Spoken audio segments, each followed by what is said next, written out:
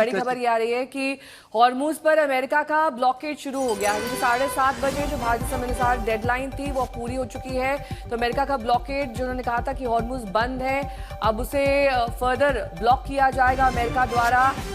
अल जजीरा के हवाले से ये बड़ी खबर आ रही है। अल जजीरा ने ये खबर दी है कि अब ब्लॉकेड शुरू हो चुका है हॉर्मूज पर, स्ट्रेट ऑफ हॉर्मूज पर। अमेरिका पूरी तरीके से अपना कब्जा चाहता है। उन्होंने कहा था कि जिस भी शिप को रोका जाएगा हम ईरान को उसका जवाब देंगे, और इस तरीके से ही जवाब दिया जा रहा है अमेरिका द्वारा।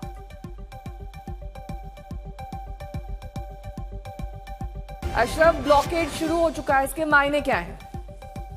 बिल्कुल नहीं, दरअसल ये तो पहले ही इसकी घोषणा की थी अमेरिकी सेना ने भी और राष्ट्रपति डोनाल्ड ट्रंप ने भी। इसका मतलब ये है कि अगर अब अमेरिका का कोई वारशिप जो है वो स्टेट ऑफ हार्मूज में ब्लॉकेड के लिए चलता है और ईरान की नजर में, खासतौर से आईआरजीसी की नजर में आता है, तो आईआरजीसी उस पर हमला कर सकते हैं, क्योंकि उन्होंने पहले ही आगाह किया था। हमें थोड़ा सा ये समझना होगा, कल भी परसों भी इस तरह की कोशिश हुई थी अमेरिका के नेवल शिप्स की तरफ से माइनस हटाने के लिए। एक जो जहाज है, जंगी जहाज जो है, वो समुद्री जहाज निकला था, लेकिन उसकी बनक जो है जो ही आईआरजीसी को हुई, उन्होंने उसको वारन किया, जिसकी तस्वीरें भी आईआरजीसी ने जारी की है। और अगर सूत्रों की माने तो आईआरजीसी पूरी तरह से तैयार है, क्योंकि यहां पर यह समझना होगा कि ये काफी आसान है यहां पर अमेरिका के किसी भी वारशिप को हमला करना।